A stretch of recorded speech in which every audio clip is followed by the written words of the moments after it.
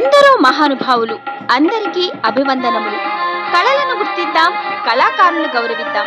మట్టిలో మాణిక్యాల పరిచయ వేదిక, పల్లె పాటల పరిమళ వీచిక అంటూ మరుగున పడిన మట్టిలో మాణిక్యాల వంటి తెలుగు కళాకారులు ఎక్కడున్నా కళాన్వేషణ చేస్తూ వారి కళా విశేషాలను, వైభవాలను ప్రపంచానికి పరిచయం చేస్తున్నది మన తేనె తెలుగు ఛానల్. మనలోని అపారమైన సాంప్రదాయ కళా నైపుణ్యాలను ప్రోత్సహిస్తూ వాటిని భావితరాల కోసం భద్రపరచాలనే సదుద్దేశంతో మీ ముందుకు వస్తున్న మన తేనె తెలుగు ఛానల్ను మీరంతా సహృదయంతో సబ్స్క్రైబ్ చేసుకుని లైక్ చేసి ఆదరించాలని మనస్ఫూర్తిగా కోరుచున్నాము. ఇట్లు మీ అందరి అభిమాన ఛానల్ తేనె తెలుగు ఛానల్.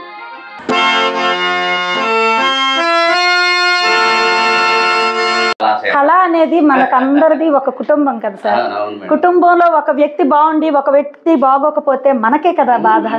ఆ బాధ రాకుండా ఉండాలని గోపాలరావు గారు అలయక అనే పద్యాన్ని, దంతావళం అనే పద్యాన్ని ఆయన ఇది లేకపోతే ఎవరు నచ్చరు.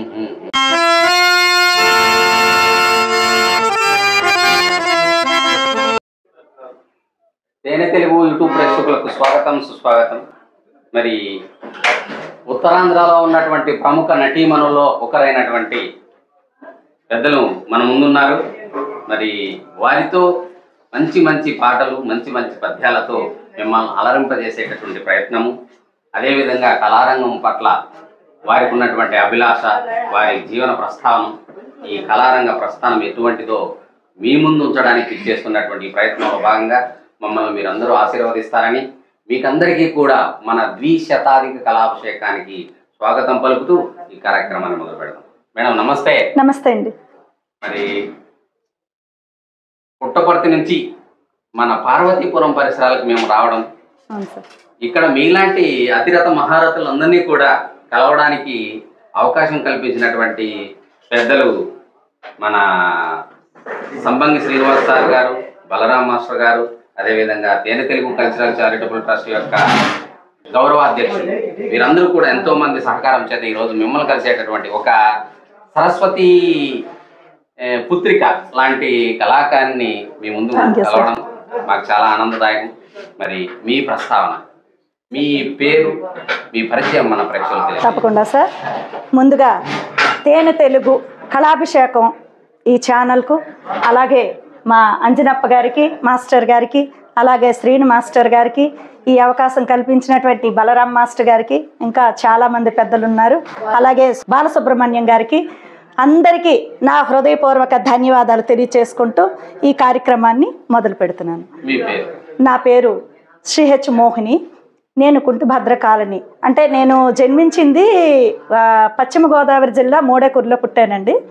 అక్కడి నుంచి నాన్నగారు ఆర్టిస్ట్ కాబట్టి, ఆయన గురువులు కాబట్టి అలా అలా శిష్యులు తయారు చేసుకుంటూ అలా వచ్చి ఇలా మొత్తం ఈ ప్రాంతం అంతా పరిచయం అయింది. అక్కడ నుంచి పార్వతీపురం దగ్గర చిన్నబొండపల్లి అని వచ్చి అక్కడ దాదాపుగా నా చిన్నతనం అంతా అక్కడే గడిచింది. ఒక 10-15 సంవత్సరాల వరకు అక్కడ ఉండడం జరిగింది.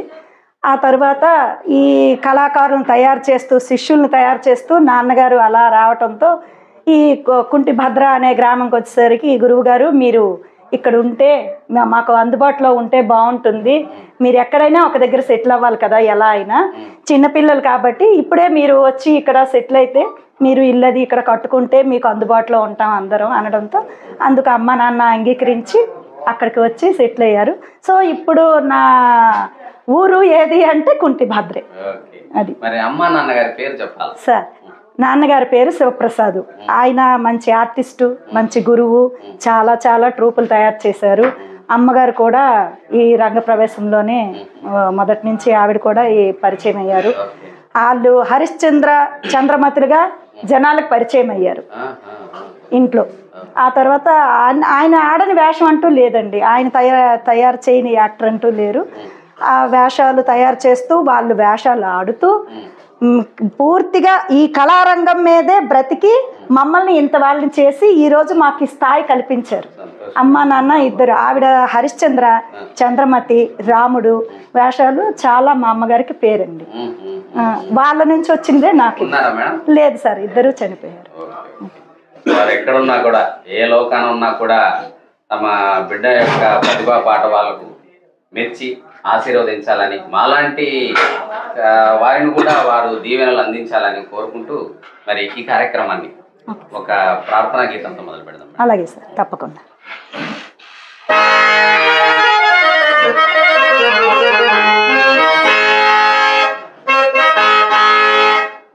వక్రతుండ మహాకాయ కోటి సూర్య సమప్రభా నిర్విఘ్నం కురు మే దేవా సర్వకార్యేషు సర్వదా.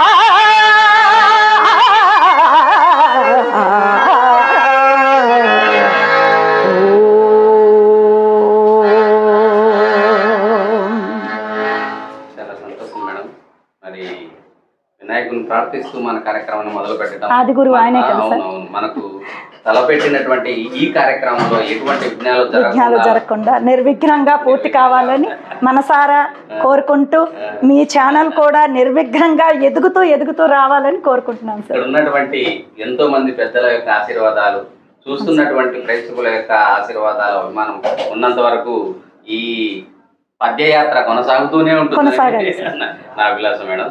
మరి అటు తండ్రి వైపు నుంచి ఇటు తల్లి వైపు నుంచి కూడా మీరు ఒక సంగీత జ్ఞానాన్ని అందిపుచ్చుకున్నారు.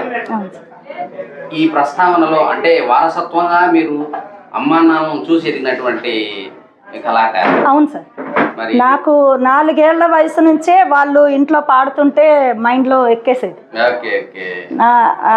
ఇంకా నా కొడుకు అయితే వాడు ఇంకా జోలపాటతోనే నేర్చుకున్నాడు. ఇంకా వాడు అందులో ఇంట్రెస్ట్ ఉండేవాడు. వాడు నెలలు పిల్లడప్పుడు మేము ఇంట్లో పాడుతుంటే ఆ పాడితేనే వాడు నిద్రపోయేవాడు అనమాట. అవును సార్, వాడి పేరు కూడా కీరవాణి. ఈ 4 ఏళ్ల వయసులోనే మొదటిసారిగా నాకేమి తెలియకపోయినా అమ్మా నాన్నల పక్కన లోహితాసుడిగా మొదట స్టార్ట్ చేశాను. మొట్టమొదటి ఓనామాలు దిద్దించిన వాటితో పాటే ఈ కళారంగాన్ని కూడా నాన్నగారు దిద్దేశారు. అక్షరాభ్యాసం, కళాభ్యాసం 2 జరిగాయి సార్. మొదటిసారిగా వాళ్ళతో లోహితాసుడిగా చేస్తుండగా ఈ వారణాసి ఘట్టం చంద్రమతిని అమ్మేసే సీన్ లో వాళ్ళిద్దరూ విడిపోయే సీన్ ఉంటుంది. ఆ విడిపోయే సీన్ లో అప్పటి వాళ్ళు అందరూ నటులు కదా సార్. ఇప్పుడంటే పాఠకులు అయిపోయారు. నటులు అనేవారు 50% ఉన్నారు సార్. ఇప్పుడు అందరూ పాఠకులే. అయితే అలాంటి సమయంలో వాళ్ళు నటించేవాళ్ళు బాగా. ఆ నటన నాకు ఆ స్టేజ్ మీద నేను నిజమే అనుకునేదాన్ని. నిజంగానే మా అమ్మగారిని మా నాన్న అమ్మేస్తున్నారేమో అని వెక్కి ఏడ్చేసేదాన్ని స్టేజ్ మీద ఏడ్చేస్తే ఇంకా వాళ్ళకు కూడా అందులో మునిగిపోయేవాళ్ళు. ఈ మనం చేసే చిన్నపిల్ల తను ఏడుస్తుందంటే నేను ఎందుకు ఏడుస్తున్నాను అన్న విషయం వాళ్ళకి తెలుసు. కానీ పూర్తిగా అందులో వాళ్ళు కూడా మునిగిపోయి ఇంకా సీన్ పండేదన్నమాట. చక్కగా చేస్తే చూసే ప్రేక్షకులు అస్సలు మర్చిపోయేవారు. ఎవరండి ఆ లోహితాసుడు అబ్బాయి అని అనేవాళ్ళు. తెల్లవారు లేచి చూసేసరికి పాప, ఇదేంటిది పాప, బాబోయ్ ఏంటి అలా ఏడ్చేసింది తను ఇంత చక్కగాను అనేసి. అంటే అప్పట్లో ఉన్నటువంటి పెద్దలందరూ జీవితంలో ఎప్పుడైనా గురుగారు ఈ అమ్మాయి మంచి ఆర్టిస్ట్ అవుతుంది, ఖచ్చితంగా తనలో అవన్నీ ఉన్నాయి అని తన దగ్గర అనేవారు. దానికి అర్థం కూడా నాకు తెలియదు అప్పటికి. ఏదో మాట్లాడుకుంటున్నారు అమ్మ నాన్నతో, పెద్దలు ఏదో మాట్లాడుకుంటున్నారు అనుకునేదాన్ని. కానీ ఇప్పుడు అవి గుర్తుకొస్తే, అమ్మ నాన్నలు చెప్పినవి, వాళ్ళు ఇచ్చే బ్లెస్సింగ్స్ గుర్తొస్తే ఈ రోజున మనం ఈ స్థాయిలో ఉండగలిగామంటే అది వాళ్ళ ఆశీర్వాదం. నటించడం కాకుండా జీవించడం అనేది వాళ్ళ దగ్గర ఉంది. నాకు నా ఆది గురువులు మా అమ్మ నాన్న. ఆయన నుంచి నేను చాలా నేర్చుకున్నాను. కానీ ఇంకా నేర్చుకునే టైంకి బ్రేక్ పడింది. నాన్నగారు చనిపోయారు. నాకు నేర్చుకోవాలి అన్న వయసు వచ్చేసరికి నాకు నేర్పడానికి నాన్నగారు లేరు. అటువంటి పరిస్థితుల్లోనే సామలరావు మాస్టర్ గారు ఎంటర్ అయ్యారు. ఆయన అన్ని విషయాలు తెలిసిన వ్యక్తి కాబట్టి అక్కడ అలా చేయాలి, ఇలా చేయాలి, ఆ పద్యానికి అర్థం ఇది. ఎప్పుడైనా సరే అర్థం తెలుసుకుంటేనే మనం అది యాక్ట్ చేయగలం. ఏదో బట్టి పాడేసి ఏంటంటే పరీక్ష రాసాము అన్నట్టు ఉండకూడదు. విషయాన్ని మనం తెలుసుకోగలిగితే ఎప్పటికైనా సరే అది అందులో మనం ప్రవేశించి మనం దానికి ఎలా యాక్ట్ చేయాలన్నది మనకు అర్థం అవుతుంది. కానీ మరి ఇప్పుడు స్కూల్కి వెళ్తాం, వాళ్ళకి సబ్జెక్ట్ ఇస్తారు, అది మనం రాసేసి పాస్ మార్కులు తెచ్చుకుంటే ఏముంటుందండి? కానీ దానిలో మెకానికల్ అవుతుంది, కానీ దానికి అర్థం తెలిస్తేనే కదా ఎప్పటికైనా మనకు ఉపయోగపడుతుంది. అలా చెప్పి విడమర్చి ప్రతి పద్యానికి ఎక్కడ ఏ నాకు సమస్య వచ్చినా డౌట్ వచ్చినా, సార్ ఇదేంటిది ఎలా ఉంది, దీనికి ఏమిటి అర్థం ఎప్పుడైనా తెలుసుకోవాలి అనిపించేటప్పుడు ఆ అర్థాన్ని ఇక్కడ ఏమంటారు దీన్ని, నేను ఇలా పలుకుతున్నాను అదేమైనా తప్ప, లేకపోతే అక్కడ ఏమైనా ఇంకొకలా పలకాలా, దానికి అర్థం ఏంటి, ఆ పదం పలికితే ఎలా వస్తుంది, ఈ పదం పలికితే తేడా ఏమిటి, ఒక అక్షరంలోనే మారిపోతుంది కదండి. అలాంటప్పుడు ఆ రెండిటికి తేడా అనేది మాత్రం నేర్పింది నాకు మాస్టర్. ఎందుకంటే నాన్నగారికి అంత విషయం ఉంది, కానీ నేను తెలుసుకునే సమయానికి ఆయన నాకు లేకపోయారు. అది ఆ విధంగా ఈ రోజు వరకు మనం కొనసాగుతూ. మీరు ఇంతవరకు ధరించినటువంటి పాత్రల పేరు? నేను మొట్టమొదటిగా లోహితాసుడు తర్వాత మొట్టమొదటిగా ధరించిన పాత్ర చంద్రమతి. ఈరోజు మనం ఈ స్థాయిలో ఉన్నామంటే ఆ పాత్రే నాకు చాలా వెన్ని తెచ్చింది. తర్వాత కృష్ణుడు, తర్వాత రాముడు, తర్వాత ఈ మధ్యకాలంలో నక్షత్రక వేషాన్ని ఒక మీలాంటి పెద్దలందరూ అమ్మా ఇన్ని వేషాలు పురుష వేషాలు అన్నీ చేస్తున్నావు కదా, మరి నక్షత్రక అయితే మీకు ఇంకా బాగుంటుంది, మీకు బాగా తెలిసిన విషయం కనుక అది మీరు ఇంకా బాగా చేయగలరు, అందుకు మీరు నక్షత్రక ఎందుకు ట్రై చేయకూడదు అని చాలామంది పెద్దలు చెప్పారు. సరే నేను ముందు ఎందుకులండి, మనకు చంద్రమతిగా చాలా ఫేమస్ అయ్యాము, మళ్ళీ అదే నాటకంలో ఇంకో వేషం ఎందుకులండి, దీంతో మనం ముందుకు పోతున్నాం కదా అని అంటే ముందు అంగీకరించలేదు నేను. తర్వాత కాదు ఎందుకు నువ్వు చెయ్యలేవు అని అడిగేటప్పుడు ఎందుకు వద్దు అంటున్నావు అని మాస్టర్ అన్నారు. సరే పోనేముంది, దాని విషయం మనకు తెలుసు కాబట్టి చేద్దాం, క్లిక్ అయితే ముందుకు వెళ్దాం, లేకపోతే అక్కడ ఫుల్ స్టాప్ పెట్టేద్దాం అని ఇంకా చేశాను. మొదటి నాటకంతోనే ఇంకా ఎంతో అనుభవం ఉన్నట్టు చేశారు, ఎక్సలెంట్ అని చాలా బ్లెస్సింగ్స్ వచ్చాయి. ఇటీవల 2 సంవత్సరాలుగా బాగా ఎక్కువ నక్షత్రకే బిజీగా ఆడుతున్నాను. ఆ తర్వాత నాకు బాగా నచ్చిన క్యారెక్టర్ ఏదంటే నాకు కృష్ణుడు ఇష్టం అండి. అది నాకు కృష్ణుడు అంటే చాలా చాలా ఇష్టం. ఆ రూపమైన ఆయన భక్తురాలు నేను, అందుకు నాకు మొదటి నుంచి కృష్ణుడు అంటే ఎన్ని వేషాలు ఆడినా సరే ఈరోజు గయాపాఖ్యానం అయితే బాగుండేది అని మనసులోకి వస్తుంటది మరి. అలా ఆ విధంగా ఇటీవల తర్వాత మరి ఇన్ని చేయగలుగుతున్నారు, ఇన్ని విషయాలు మీరు చేయగలుగుతున్నారు, జానపదం ఎందుకు ట్రై చేయకూడదు అని కొంతమంది అన్నారు. అయ్యో జానపదం అనేది మనకి టచ్ లేదు, అది ఏమి మనం మీదేసుకొని మళ్ళీ అది బాగోకపోతే మనకి చెడ్డ పేరు వస్తుంది కదా, వద్దు అనేసి కొద్ది రోజులు ఆగాం మళ్ళీ దానికి. అలాగే అయితే మళ్ళీ కొంతమంది పెద్దలు ఏంటమ్మా అంత అతి కష్టమైన వేషం చంద్రమతి వేషం, అటువంటి వేషానికే ప్రాణం పోసేటప్పుడు ఈ వేషం నువ్వు ఎందుకు చేయలేవు, దగ్గరగా ఉంటుంది కదా, మీరు బాలనాగం రోల్ చేస్తే బాగుంటుంది అని కొంతమంది సలహా ఇచ్చారు. అయితే నేను బాలనాగం చెయ్యాలంటే మాస్టర్ గారు కార్యవర్ధిగా ఉంటే దానికి ఒక విలువ ఉంటుంది, మేము చక్కగా చేయగలుగుతాము, అలా అయితే మేము చేస్తాము అనేసి అంటే ఓకే మీ ఇష్టమే అలాగే చేయండి అంటే దానిలో కూడా రంగప్రవేశం జరిగింది. జరిగాక చాలామంది మాయలు పక్కీరు వేసేవాళ్ళు అసలు బాలనాగమ్మ కార్యవర్ధికి ఇంత పాత్ర ఉందా, ఇంత బాగా చేయొచ్చా అని వాళ్ళు తిరిగి మమ్మల్ని ప్రశ్నించారు. అంటే ఎవరు చేయట్లేదు అని అర్థం, కానీ ఇంత చక్కగా ఉంది, ఇంత మంచి రోలు, ఎందుకు అది సగం సగం చేసి ఏమీ లేకుండా చేసేస్తున్నారు, ఎంతసేపు తలా తోక లేకుండా చేస్తున్నారు, ఎంతసేపు ఈ సంగు మాయిల పకీర్కే ఇంపార్టెన్స్ ఇస్తున్నారు. కానీ బాలనాగమ్మ అంటే నిజమైన నాటకం, మరి బాలనాగమ్మ టైటిలే కదా, ఆవిడ మెయిన్ రోల్ కదా, అసలు వాళ్ళు ఎందుకు ఇంత పాత్ర ఉంటే ఎందుకు దాన్ని పాడు చేస్తున్నారు అనేసి వచ్చింది. ఆ రకంగా ఆ వేషంలో కూడా అన్ని విధాలా మనం మంచి పేరు తెచ్చుకున్నాం సార్. మరి మా ప్రేక్షకులు మోహిని మేడం గారు ఏ పద్యాన్ని పాడతారు లేదా ఏ పాటను పాడతారు అని చెప్పి ఎదురు చూస్తున్నారు. ప్రతి పాత్ర నుంచి ఒక్కొక్క పద్యం పాడి మీకు వినిపిస్తాను.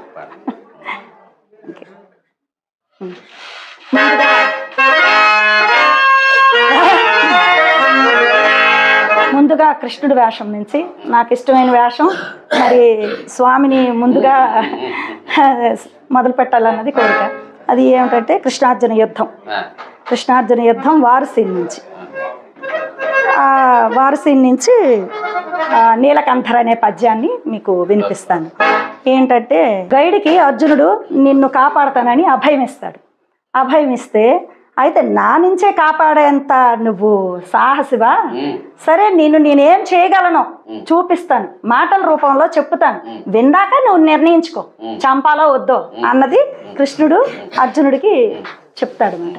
ఆ విధంగా చక్రధాటితో, ఆ చక్రధాటి ఎంత పవర్ఫుల్ అనేది అది అర్జునుడికి తెలియజేసే పద్యం అనమాట. అర్జున, నేననేక విధముల నయ భయముల బోధించినను ఒకంతయో చెవిని పెట్టక సమరోత్సాహిక పరతంత్రుడవైతివిగా, ఇదిగో నా తోడ సురాసుర యక్ష రాక్షస కిన్నెర పన్నగ సిద్ధ సాధ్య విద్యాధర గంధర్వగరుడులైన సంగ్రామమునకీయకొనరు. నీవు బాలుండవు, ప్రాణం ఉండ చూసుకొనము. నరకాసురాది మహాదానములు అనేకులు నా చక్రాల జ్వాలలాంబ్రకిరి చక్ర మహిమ ఇంచుక వినుము. నీలకంధర మహాదిశిత సోలవ ధాటికొచ్చిన ఒకవేళ ఓర్వపచ్చో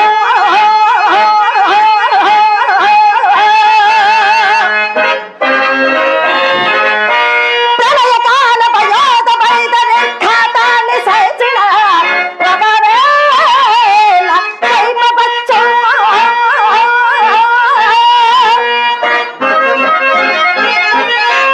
వృక్షదేవత నాట రెండు కారణ చిక్కి బ్రతికిన ఒకవేళ బ్రతకవచ్చుగానా.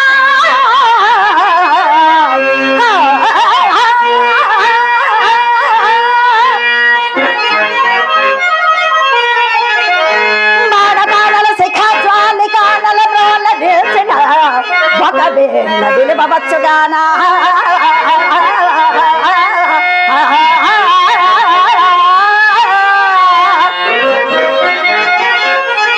సైలెంపవచ్చునే కదనబాదు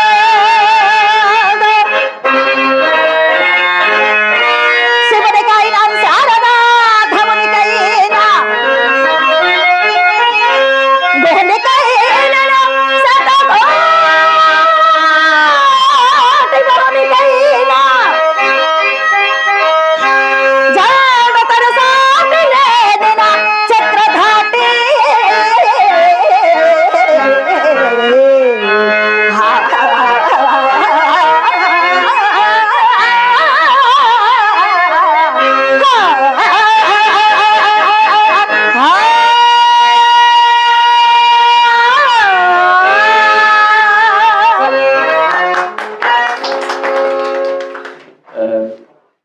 మాటలు లేనటువంటి ఆనందం. చాలా అద్భుతంగా పాడినారు మేడం మీరు. అందులో అంత పరాక్రమమైనటువంటి వయ్యారాన్ని ఒలికించేటటువంటి వనితల చేత రౌద్రాన్ని చూపించేటటువంటి ఆ పద్యాలు పాడటం అనేటువంటిది చాలా గొప్పతనం. మామూలుగా సౌందర్యానికే మీరు ప్రతీకలు, రౌద్రానికి కూడా ప్రతీకలు అని చెప్పి మీ ద్వారా మరి తర్వాత మీకు పేరు తెచ్చినటువంటి మరొక పాత్ర అసలు మొదట పేరు తెచ్చిన పాత్ర చంద్రమతి. మరి చంద్రమతి నుంచి మీరు మాట్లాడుతుంటే తొలి పలుకుల్లో నాకు ఇంటర్వ్యూ చేయలేనేమో అనేటువంటి ఫీలింగ్ కలిగింది. అయ్యో, కారణం ఏమంటే నా కూతురు ఇప్పుడు 5వ తరగతి. నేను కూడా చిన్నగా హార్మోనియం ప్రాక్టీస్ చేస్తుంటాను, ఇట్లాంటి పెద్దల వల్ల నేర్పిస్తుంటాను అనమాట. అమ్మా ఇది ఈ రాగం పాడినానా, అమృతవర్షిని పాడినానా, కళ్యాణి పాడినానా అని చూపిస్తుంటారు. ఫేస్ ముఖవర్చస్సు కూడా మీలాగానే ఉంటుంది ఆమె కూడా. మీరు అంటున్నటువంటి నేను నేర్చుకునే సమయానికి మా నాన్నగారు లేరు అనేటటువంటి మాట నాకు ఎక్కడో తగిలిందనమాట. అందువల్ల నేను చేయలేనేమో, బయటకు వెళ్దాం అనిపించింది. నాకు విద్యనైతే ఇచ్చారు కానీ వాళ్ళని చూసుకునే అదృష్టాన్ని మాత్రం నాకు ఇవ్వలేదు సార్ భగవంతుడు. సరే మేడం, మరి చంద్రమతి పాత్ర నుంచి. అలాగే సార్, చంద్రమతి పాత్ర నుంచి పిడకల సీను అనేది ఒకటి ఉంటుంది. అది కేవలం చంద్రమతికే స్పెషల్. నిజానికి ఆ సీన్కి వన్నీ తెచ్చి పెట్టింది విజయరాజు గారు, గూడూరు సావిత్రి గారు. చాలా బాగా చేశారు. గూడూరు సావిత్రి గారు నాకు పెద్దగా తెలియదు, నాకు చిన్నతనం బాగా. అప్పటికి నేను ఇంకా ఫీల్డ్లో కూడా రాలేదు. కానీ నా 10వ ఏట నేను విజయరాజు గారిని చూశాను. మొదటిసారిగా నేను ఆయన చూశాను. చూసేటప్పుడు అతను ఎలాగా ఆయన వేషం సినిమా ఆర్టిస్ట్ కేఆర్ విజయ గారి లాగా ఉండేవి ఆయన వేషం. వీళ్ళు అమ్మ నాన్న చెప్పుకుంటుండేవాళ్ళు, ఆహా ఈ వేషానికి ఇంతవన్నీ తెచ్చి పెట్టారు అని చెప్తుండేవారు. అది చూసి నేను చాలా కాలం పాటు ఆయన ఆడదాయి అనుకున్నాను, నేను లేడీ అనుకుండేదాన్ని. కొంచెం కొంచెం నాకు తెలిసి వచ్చాక అతను లేడీ కాదమ్మా, ఎందుకంటే ఆయన చూసిన సంవత్సరానికే నేను ఈ వేషాన్ని స్టార్ట్ చేశాను. నా 11 సంవత్సరాల వయసులోనే నేను ఈ వేషం మొదలుపెట్టాను, చంద్రమతి వేషం. అయితే అది నేను పూర్తిగా తెల్లవారులు రెప్పయ్యకుండా ఆయన వేషాన్ని చూశాను ఆ ఏజ్లో, 10 సంవత్సరాల వయసులో. అది నాకు నాటుకుపోయి, ఇక మా అమ్మగారు కూడా అలాగే నటించేవాళ్ళు. వాళ్ళు నటనకి ప్రాముఖ్యత ఇచ్చేవాళ్ళు కాబట్టి ఇంకా వీళ్ళది మరి నా బ్లడ్లోనే ఉంది. ఇంకా దానికి తోడుగా ఆయనది చూడడం, ఇది కొత్త ట్రెండ్కి బాగుంటుంది, మన ముందు తరం వాళ్ళం కాబట్టి ఈ ముందు తరానికి ఉపయోగపడేలాగా మనం నేర్చుకోవాలి అని అలా ముందుకు సాగుతూ ఆ కొత్తదనాన్ని తేవాలని నేను అందులో 80% నాన్నగారు విజయరాజు బాణి మాత్రమే నాకు నేర్పారు. అప్పట్లో అమ్మగారు బాణి అమ్మ తాలూకుది నాన్న తాలూకుది కొంచెం ఉన్నప్పటికీ 80% ఆయనది ఉండేలాగే చేశారు. అంటే అప్పటికి అది కొత్త ట్రెండ్ కాబట్టి ఆయన మహానుభావుడు. నా మార్కే ఉండాలని చాలా మంది కోరుకుంటారు, పక్కన వాళ్ళ మార్కు మనము మన పిల్లలకు నేర్పిస్తామనేది చాలా ఆ విధంగా అది అలా చేస్తూ ఆ పిడకల సీన్కి వచ్చేసరికి నాకు చాలా పేరు తెచ్చిపెట్టింది. అలా ఆ మార్పులు చేస్తూ కొద్ది కాలం కొన్ని సంవత్సరాలు అది కంటిన్యూ చేశాం. తర్వాత మాస్టర్ వచ్చాక, సామలరావు గారు మాస్టర్ వచ్చాక ఎప్పుడు అది పాత ట్రెండ్ అయింది. ఇక మనదంటూ మనం సృష్టించాలి ఇక్కడి నుంచి, అది మనకు పేరు తెచ్చిపెట్టింది. ఓకే, కానీ రాను రాను కొత్త నీరు వస్తే పాత నీరు పోవాలి కదా. మరి మనం కొత్త ట్రెండ్ మనదంటూ మనకు ఒకటి ఉండాలి స్పెషల్. ఎవరిదో పాడొచ్చు, డివి సుబ్బారావు గారు ఉన్నారు, గోపాలరావు గారు ఉన్నారు. గోపాలరావు గారు అలయక అనే పద్యాన్ని, దంతావళం అనే పద్యాన్ని ఆయన ఇది లేకపోతే ఎవరు నచ్చరు. కొన్ని ఉన్నాయి సార్, అవి బ్రాండ్ అన్నమాట. అవి మనదంటూ ఒక బాణీ ఉన్నా అవి కలపకపోతే జనాల్లో పడదు కొన్ని. అలాగే డివి సుబ్బారావు గారు, వెంకట్రావు గుప్తా గారు ఎంత పెద్ద ఆర్టిస్ట్ అండి, ఎంత విషయం తెలిసినవి ఆయన. కానీ మరి ఆయన ట్రెండ్ ఆయన ఫాలో అయ్యారు, కానీ సుబ్బారావు అయితే బాగున్ను అనేవాళ్ళు కూడా ఉన్నారు. ఆ టైంలో కూడా నాకు అవి వినపడేవి. కానీ అంత పెద్ద యాక్టర్ ఆయన. కావల సుబ్బరాజు గారు, ఆయన ఇలా చాలామంది నా చిన్నతనంలోనే అంతమంది పెద్ద ఆర్టిస్టులు ఎవరెవరు ఉన్నారో నేను ఆడని వాళ్ళు ఎవరు లేరు సార్, అందరితో ఆడు. అలా ఆడుతూ ఈయన వచ్చి మనకంటూ మన స్పెషల్ ఉండాలి, వాళ్ళ బాణీలు ఉండాలి, కానీ మన కొత్త స్పెషల్ మనకు ఉండాలి, మన ట్రెండ్ మనం సృష్టించుకోవాలి అని ఆ విషయాన్ని మళ్ళీ ఆయన నాకు తెలియజేశారు. ఆ విధంగా ఎన్నో మేము మార్పులు చేర్పులు చేసుకుంటూ ఎప్పటికప్పుడే కొత్తదనాన్ని తెస్తూ మాకంటూ ఒక ట్రెండ్ని మేము సృష్టించుకున్నాం. ఆ విధంగా ఇప్పుడు పిడకల సీన్ నుంచి మీకు ఒక పద్యం వినిపిస్తాను. ఏంటంటే, చిన్న పిల్లవాడు కొడుకు, వాడినేమో దర్బలు తేవాలి, నువ్వు అడవికి వెళ్ళయ్యా నా శిష్యులతో అని వాళ్ళు కలహకంటి గారు ఆమెని బాబుని పంపిస్తే రాత్రి అయిపోతుంది, పొద్దు మునిగిపోయింది, ఎక్కడ చూసినా ఇంకా కొడుకు రాలేదు. ఈ ఊళ్ళో అలజడి, ఒక్కగానొక్క బిడ్డ, నా రాజ్యం కోల్పోయి నేను ఇక్కడ పని మనిషిని అయ్యాను, దాసిత్వం తీసుకుంటున్నాను, ఇలాంటిదే, భర్త పక్కనే లేరు, కానీ కొడుకు కూడా లేని పరిస్థితి వచ్చింది నాకు. ఈమెకేమో పిడకలు ఏరుకొని రమ్మని పంపిస్తుంది ఆవిడ. అక్కడ పిడకలు ఏరడం మర్చిపోయి కొడుకు ఏమయ్యాడో ఇంకా రాలేదని ఆలోచనలతో ఇంకా అలా ఎదురు చూస్తూ పశువులు వచ్చేసాయి. ఇవన్నీ ఏ గూటి పక్షులు ఆ గూటికి చేరుకుంటున్నాయి, పశువులు వచ్చేస్తున్నాయి, పక్షులు వచ్చేస్తున్నాయి, కానీ నా కొడుకు మాత్రం ఇంకా రాలేదని బాధపడుతూ తన ఆవేదనని బయటికి చెప్తూ ఈ పద్యాన్ని పాడతారు అన్నమాట.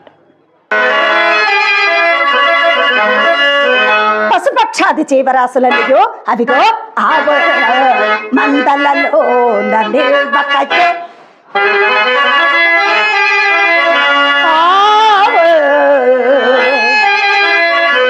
మందలలో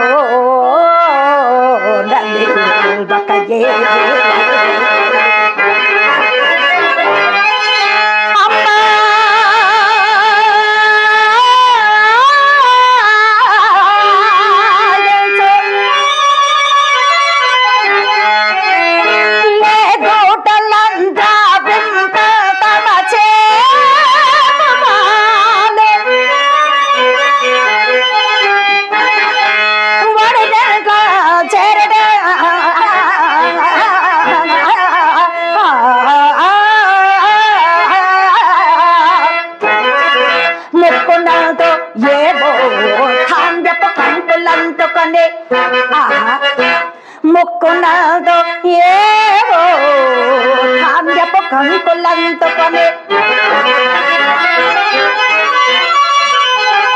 అమ్ముడే గోండ్లతో చేరెను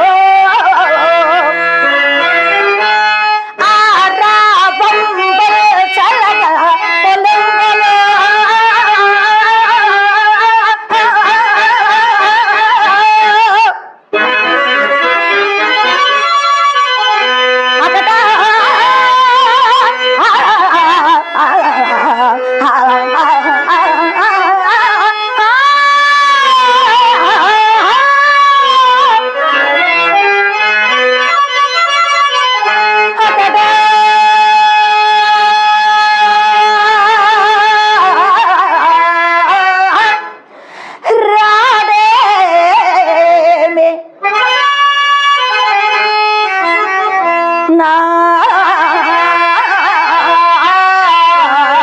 పాపడే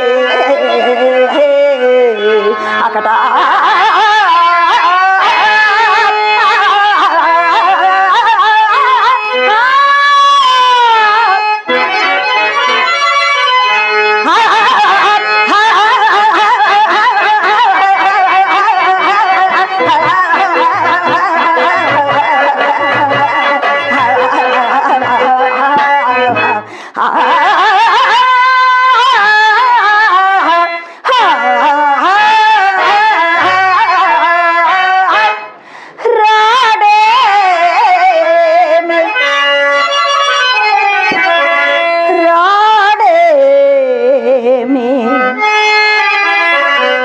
నా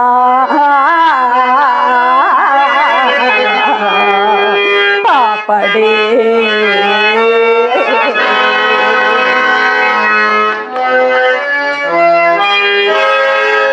నిజంగా విజయరాజు గారు పాడినటువంటి ఆ బాణి ఆధారంగా చేసుకొని చాలా మార్పులు చేర్పులతో చాలా అద్భుతంగా మీరు కూర్పు చేసుకున్నారు మేడం.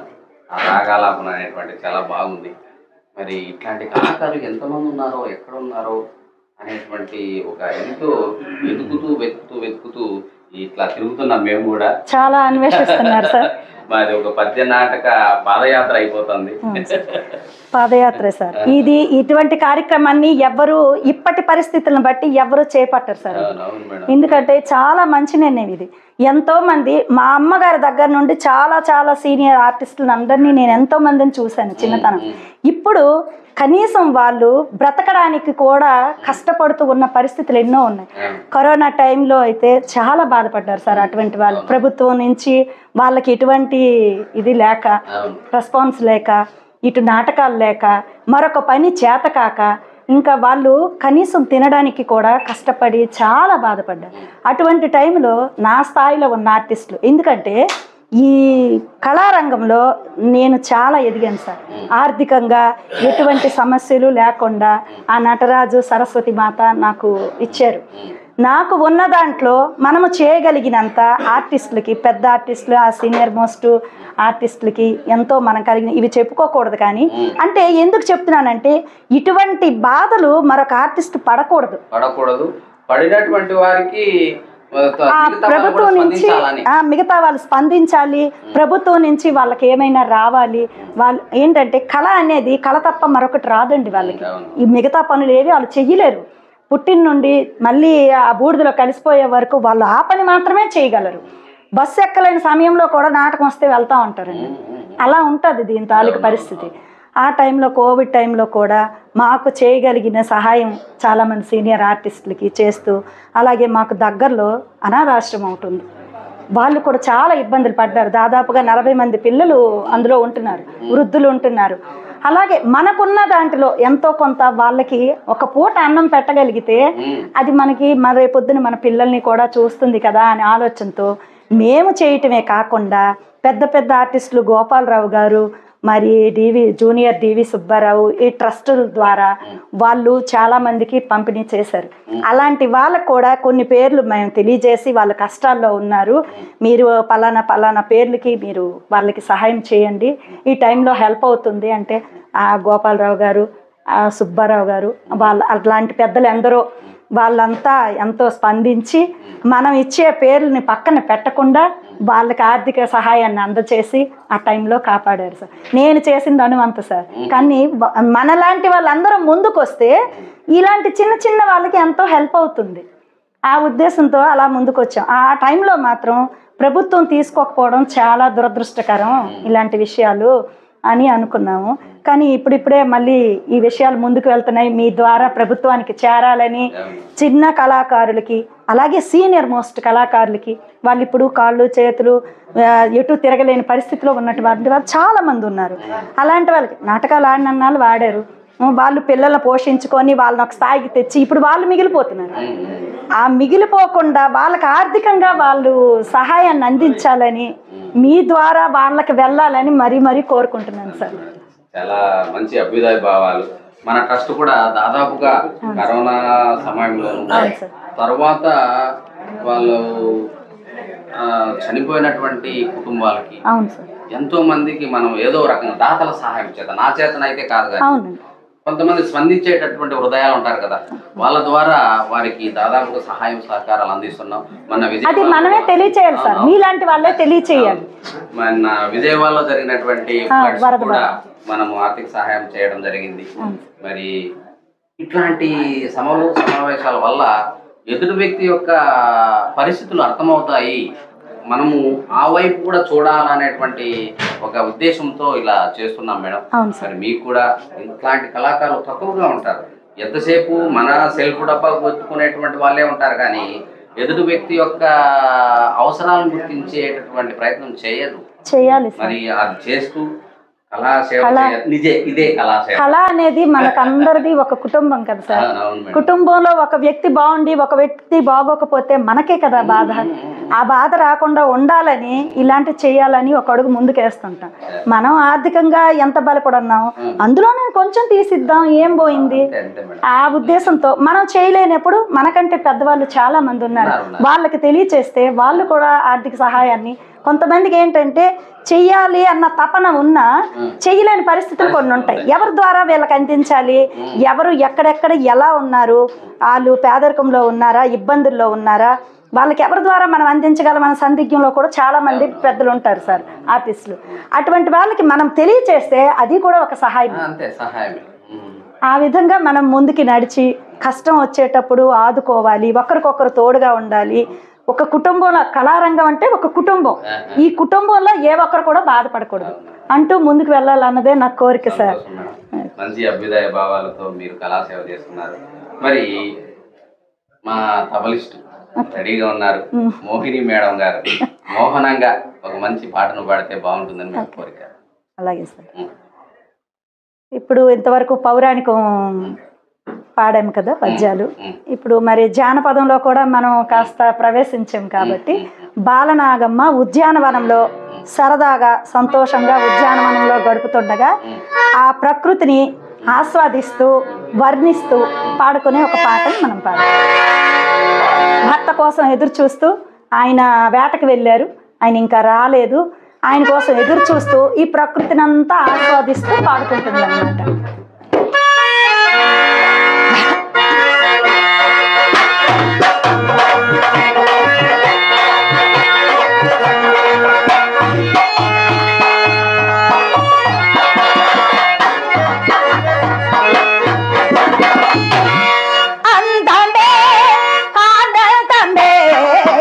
నందన వనమే ఆనంద వనమే, నందన వనమే ఆనంద వనమే, అందమే ఆనందమే, నందన వనమే ఆనంద వనమే, నందన వనమే ఆనంద వనమే, అందమే ఆనందమే ఆనందమే.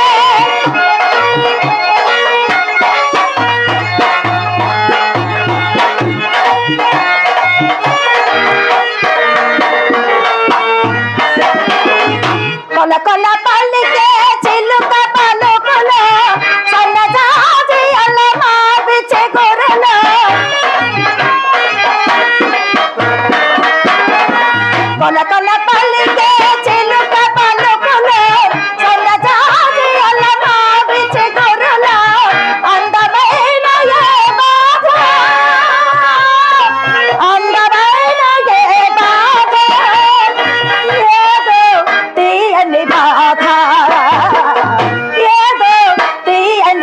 అందమే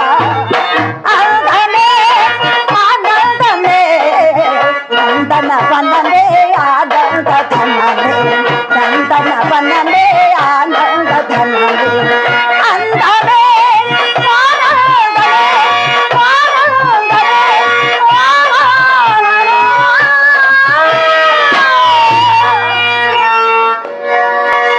అందము ఆనందము మానసిక ఆనందం. మరి మీరు అందుకున్నటువంటి సన్మానాలు సత్కారాల గురించి మరి అవంటే లెక్కలేదు సార్. చిన్నతనం నుండి బాగా మన ఇప్పుడు ముఖ్యమంత్రి గారు చంద్రబాబు నాయుడు చేతుల మీదకు కూడా నేను వైజాగ్లో అవార్డు తీసుకున్నాను గత ప్రభుత్వంలో. అంటే 5 years బ్యాక్, అంటే అప్పుడు ఆయన ప్రభుత్వం ఉండేటప్పుడు ఒక 10 years అవుతుంది, ఒక 10 years అవుతుంది. అప్పుడు ఆయన చేత్తో అందుకున్న చాలా నాకు ఆనందం కలిగించిన అవార్డు అదొకటి. ఇంకా అలాగే ఎన్నో చాలా హైదరాబాద్ రవీంద్ర భారతిలో కూడా చాలా అవార్డ్స్ తీసుకున్నాను. చాలాసార్లు ప్రోగ్రామ్ చేశాను. చంద్రమతికి, కృష్ణుడికి ఎక్కువ చాలా అవార్డ్స్ ఆ రెండింటికి వచ్చేసారు నాకు. ఇంకా అవన్నీ అంటే మరి గుర్తుండవు, 1-2 అయితే మైండ్లో ఉంటాయి. ఇక సన్మానాలు సత్కారాలు అంటే మరి అవి లెక్క ఉండదు. ఎక్కడికక్కడ అప్పటికప్పుడే స్పందించి చేసినవి అయితే ఎన్నో ఉంటాయి అందులో. ఇంకా ఇలాంటి గుర్తింపు, అశ్వం అవార్డు ఇలాంటివన్నీ ఈ మధ్యకాలంలో రీసెంట్గా అవార్డుకి పిలిచారు, కానీ మనకి ఖాళీ లేక వెళ్ళలేకపోయాము. అది కూడా అందుకోవాల్సింది. మరి ఈ ప్రోగ్రామ్స్ బిజీ వల్ల కుదరలేదు, వెళ్ళలేదు సార్. మీకు పిల్లలు మేడం? ఒక బాబు. అవును సార్. కీరవాణి. ఏమన్నా పాడతారా?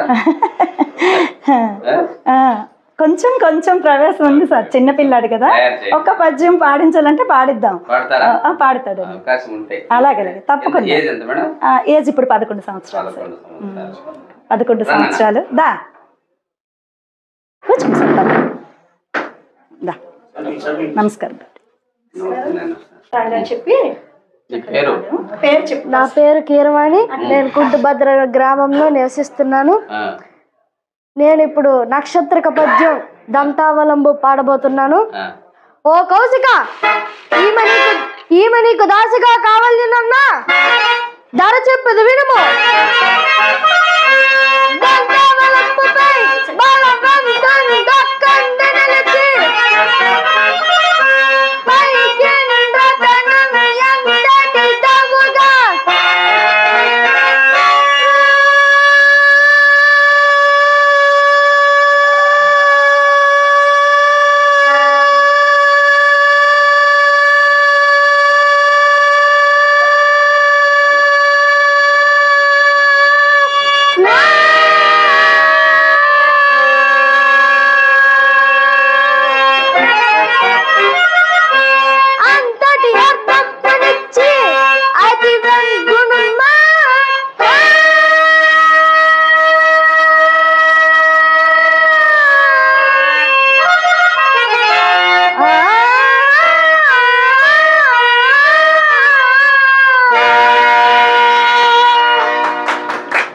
పుట్టగానే పరిమళించింది అంటారు కదా. ఎగ్జాంపుల్ గా ఈ అబ్బాయిని మనం తీసుకోవచ్చు అనిపిస్తుంది నాకు సార్. అంతే, వారసులు తల్లిదండ్రులు ఎట్లాంటి ప్రావీణ్యం ఉంటే దాదాపు పిల్లలకి అవే వస్తాయనేది ఒకప్పుడు అనేవాళ్ళు, పండిత పుత్ర పరమసుంట అని. ఇప్పుడు అది అంత వర్తించదేమో అనిపిస్తుంది నాకు కూడా. వెరీ గుడ్ నాన్న, keep it up, very good, all the best. మరి కొడుకుతో నక్షత్ర పద్యాన్ని పాడించారు. మరి మీకు కూడా నక్షత్రక పాత్ర అంటే ఇష్టం. అందులో మొదట్లో నిజానికి పాత్ర మీద నాకు ఇంట్రెస్ట్ లేదు సార్. అయితే మళ్ళీ పెద్దలందరూ ఇన్ని పురుష వేషాలు రాముడు కృష్ణుడు చేయగలిగినది నక్షత్రకు నువ్వు చేయడానికి ఏముందమ్మా అని సలహా ఇచ్చారు. ఇవ్వడంతో మాస్టర్ కూడా కొంచెం ప్రెజర్ పెట్టడంతో ఆ వేషాన్ని స్టార్ట్ చేశారు. ఇప్పుడు ఆ నక్షత్రక పాత్ర నుంచి వారణాసి ఘట్టం నుంచి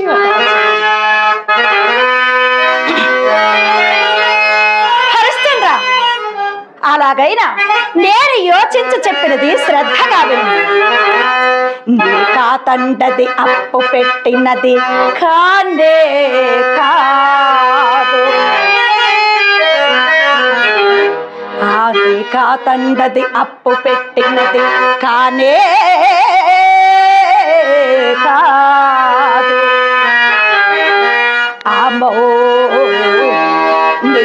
कैसा चिमकार्थ मिम्बनिंदा सొంబే కానీ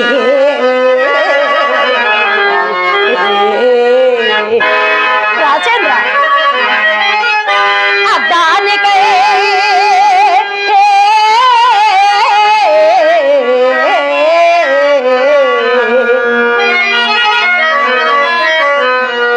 నీ కన్నంగవ దొమ్మ సల్లే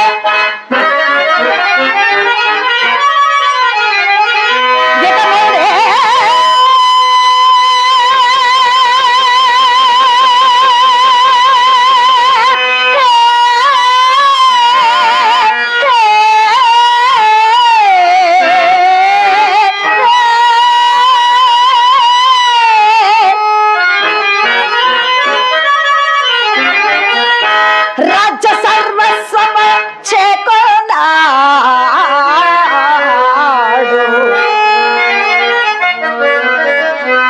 ఇక ఏటి అప్పో రాజేంద్ర ఇక ఏటి అప్పో నిజముంచితే ఇంతే కదా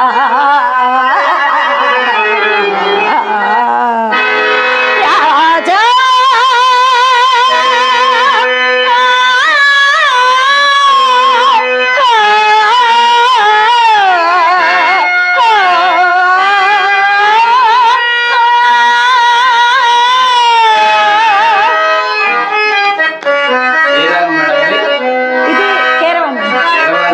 కీరవాణి ప్లస్ గౌరీ మనోహరి.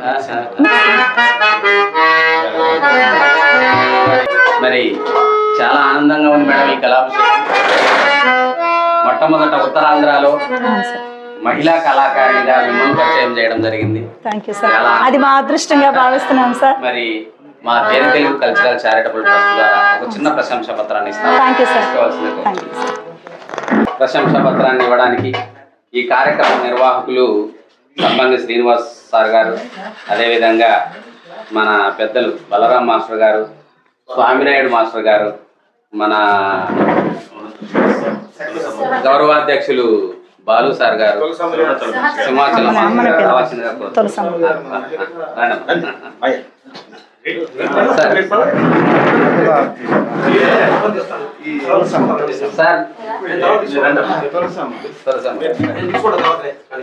రండి మీరు సార్, ప్లీజ్ రండి సార్.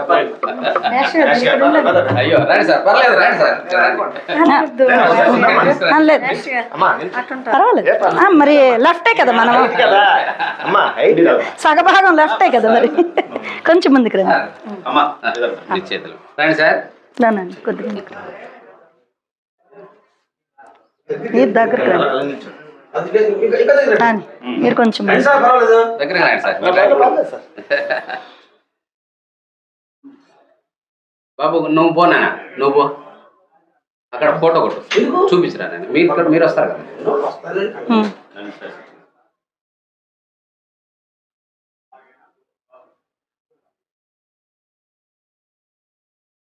ఓకే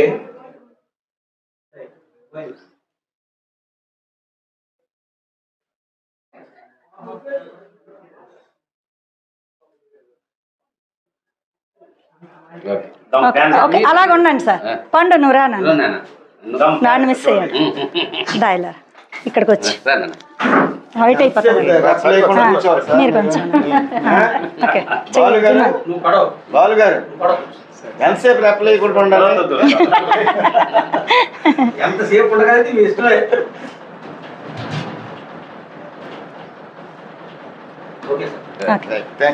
మీరు రండి సార్. నువ్వు వెళ్ళినా ఆయనకి అక్కడికి వెళ్ళు, క్లిక్ చేయ.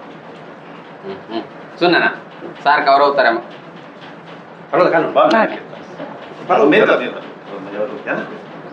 చూసుకున్నాను, ఓకేనా?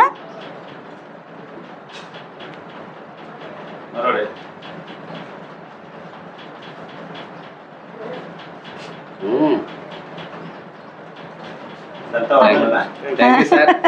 Thank you madam. నిజంగా ఓ కళామ తల్లి ముద్దు బిడ్డ కళాకాలం దిల్లాలని ఆయురారోగ్యాలతో ఈ కళాసేవ చేస్తూ ఉండాలని కోరుకుంటున్నాను.